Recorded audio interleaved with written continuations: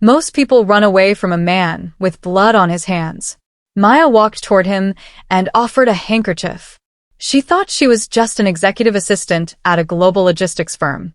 She didn't know the man in the corner office was the Ice King of the Korean underworld, a man who had never felt a heartbeat for anyone until he looked into her eyes. If you believe that true love can change even the darkest soul, hit that subscribe button right now and turn on notifications. You won't want to miss a single second of how this ends. Maya didn't know the global logistics firm was a front for the most dangerous man in Seoul. She just needed the job to save her mother's medical clinic. When the elevator doors opened, she saw a man standing over a broken glass table, his knuckles bleeding and eyes like a winter storm. Ji-hoon never looked at his staff. To him, people were tools or obstacles. But when Maya walked in, she didn't flinch at the blood or the guards. She simply handed him a silk handkerchief and asked if he wanted his coffee black or with sugar. For the first time in 30 years, the Ice King forgot how to breathe. The first week was a psychological war. Ji-hoon tried to scare her away with impossible tasks and midnight deadlines. He wanted to see her break, to prove she was weak like the others. Instead, she organized his entire life with a calm grace that made his chaos look messy. He found himself watching her through the glass office walls, ignoring his billion-dollar deals. Danger arrived in a black envelope. A rival family sent a warning, a photo of Maya leaving the building. Ji-hoon's heart, something he thought was dead, hammered against his ribs. He realized that by hiring her, he had given his enemies a target. He had to fire her to save her, but he couldn't bring himself to let her go. One night, a power outage trapped them in the office. In the dark, the boss wasn't a monster, and the secretary wasn't a subordinate. They sat on the floor, sharing a single granola bar. He told her about the scars on his hands. She told her about the dreams she gave up. The tension was thick enough to cut with a knife. The twist came at dawn. As Maya left the building, a black car sped toward her. Ji-hoon didn't think. He dove into the street, pulling her back just in time. As they lay on the pavement, his arms wrapped tightly around her, he whispered a name. Not hers, but the name of his brother who died years ago.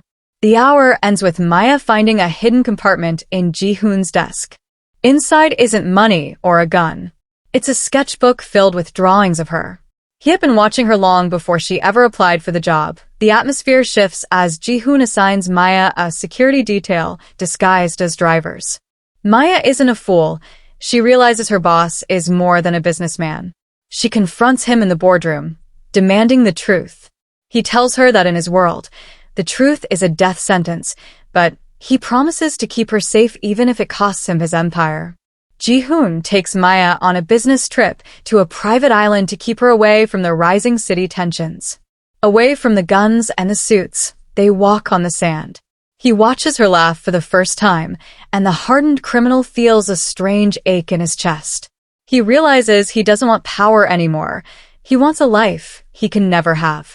A mole in Ji-hoon's organization leaks their location. While they are eating dinner, the lights go out. This isn't the glitch. Ji-hoon shifts into a predator, moving Maya behind him. He handles the intruders with a terrifying, silent efficiency. Maya sees the monster everyone fears, but she doesn't run. She grabs a heavy vase and knocks out a man sneaking up behind him. After the fight, Ji-hoon is shaking, not from fear, but from the adrenaline of almost losing her. He pins her against the wall, his face inches from hers. He tells her she should hate him. She reaches up and wipes a smudge of dirt from his cheek, telling him she sees the man underneath the mask. They return to the city, but everything has changed. The other mafia families see Ji-hoon's soft spot. They start targeting the people Maya loves. Her mother's clinic is suddenly bought out by a shell company. Maya realizes that being with Ji-hoon means her old life is over. She has to choose, the safe world or the dangerous man. Ji-hoon tries to push her away again, becoming cruel and distant to protect her. He brings other women to the office and stays out late. He wants her to quit. He wants her to run back to her normal life. But Maya sees through the act. She stays until 3 a.m. every night, waiting for him to come home.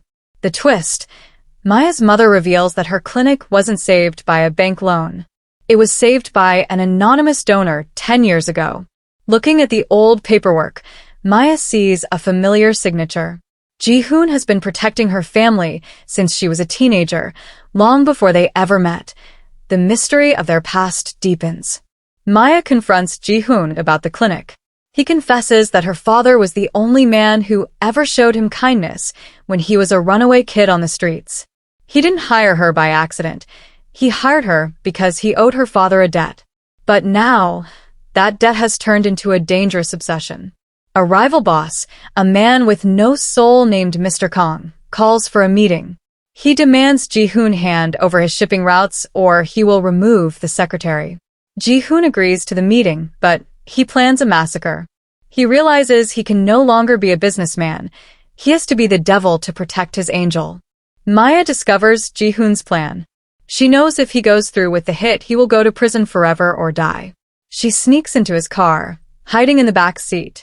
When he arrives at the warehouse, he finds her there.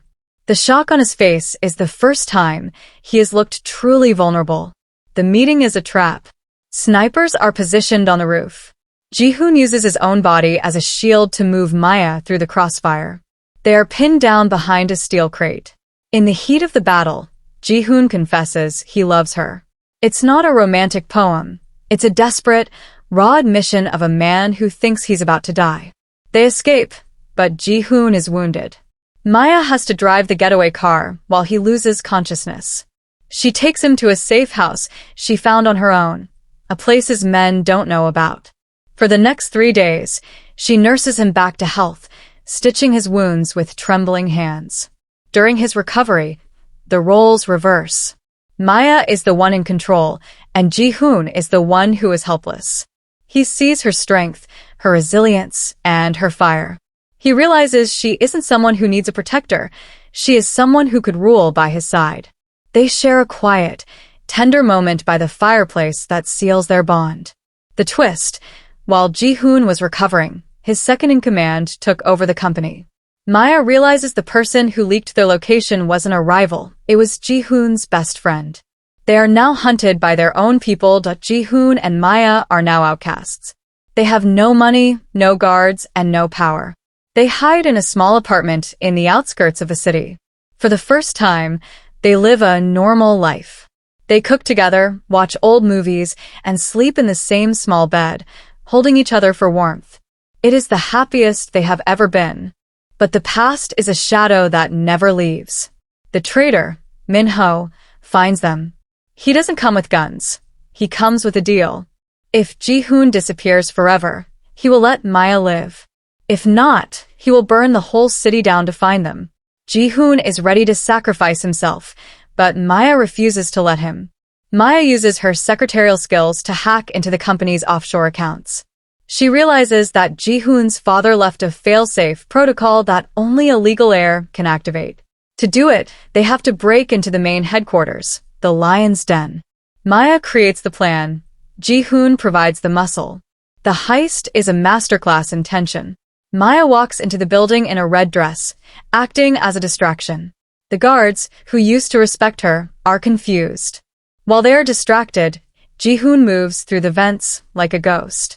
They reach the mainframe, but the password isn't a number, it's a voice-coded phrase.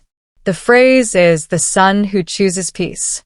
Ji-hoon says it, and the entire financial empire of the Mafia begins to dissolve. He isn't just taking his company back, he is destroying the entire criminal underworld of Seoul. He is burning it all down so he can be free to be with her. Min-ho corners them on the rooftop. He holds Maya at gunpoint. He tells Ji-hoon that he ruined everything for a woman. Ji-hoon drops his weapon and walks toward the gun, telling Min-ho that he didn't ruin everything. He finally found something worth keeping. The twist: Maya isn't the victim. As Min-ho focuses on Ji-hoon, Maya pulls a small taser from her garter. She drops the traitor, and the police, who Maya called an hour ago, swarm the building. But the police aren't there to arrest Ji-hoon. They are there because he made a deal with the government to turn informant. Ji-hoon gives up everything. He loses his mansions, his cars, and his status. He spends a year in a minimum security facility as part of his plea deal. Maya waits for him every single day. She writes him letters, telling him about the small garden she started. When Ji-hoon is finally released, he has nothing but the clothes on his back. He walks out of the prison gates and sees a simple black sedan. Maya is leaning against it. There are no bodyguards, no guns, and no sirens. Just the two of them in the quiet morning air. They move to a small coastal town. Ji-hoon opens a small carpentry shop, and Maya manages the local library. The Mafia Boss is now just a man who makes tables and chairs.